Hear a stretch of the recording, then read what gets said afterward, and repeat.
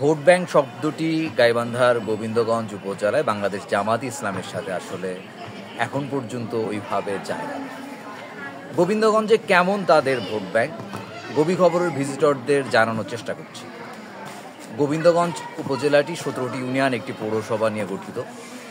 এই উপজেলায় স্বাধীনতার পর আজ অবধি বাংলাদেশ জামাতি ইসলামীর প্রতীক দাঁড়িপাল্লা নিয়ে কোনো প্রার্থী জয়লাভ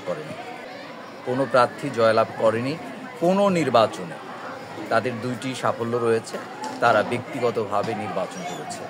গোবিন্দগঞ্জ উপজেলায় বিভিন্ন অংশ যেমন মহিমাগঞ্জ, কোচারশহর, শালমারা, রাখালবুরুজ, হরিরামপুর আওয়ামী লীগ অধ্যুষিত বলে পরিচিত। নাকাই, দরবস্ত, তালুকানুপুর জাতীয় পার্টি অধ্যুষিত বলে পরিচিত। কামারদহ, গুমানীগঞ্জ এই অঞ্চলটি বিএনপি অধ্যুষিত বলে পরিচিত। এমনভাবে জামাত অধ্যুষিত বলে পরিচিত বলে কোনো ইউনিয়ন বা অঞ্চল নেই। একটা সময় পশ্চিম অঞ্চলে বলা হতো জামাত অধ্যুষিত।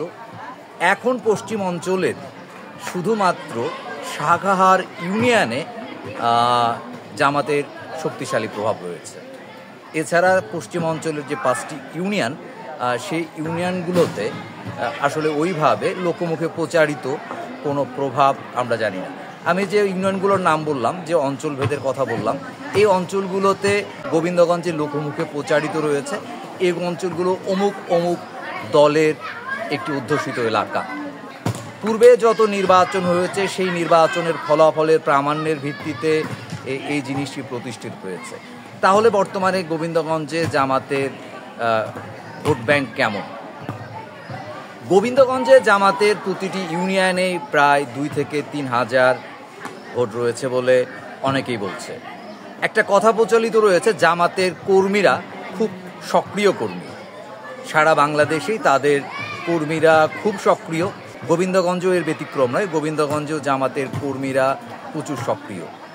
গড়ে প্রতিটা ইউনিয়নে জামাতের 2 থেকে 3 হাজার করে কর্মী, সমর্থক এবং শুভাকাঙ্ক্ষী রয়েছে বলে অনেক অভিজ্ঞজন মতামত দিচ্ছে। এটি আসলে মূলত জামাতের ভোট ব্যাংক।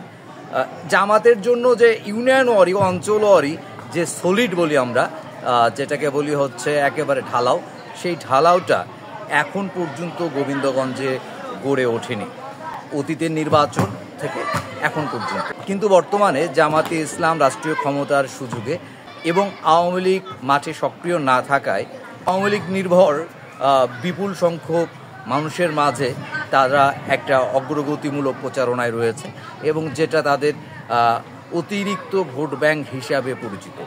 জামাতের গোবিন্দগঞ্জ থেকে জয়লাভ করতে গেলে তাদের আসলে প্রধান যে সমস্যাটি সেটি হচ্ছে নির্দিষ্ট এলাকা ধরে একেবারে সলিড করা, যেটা একেবারে জোয়ার তোলা।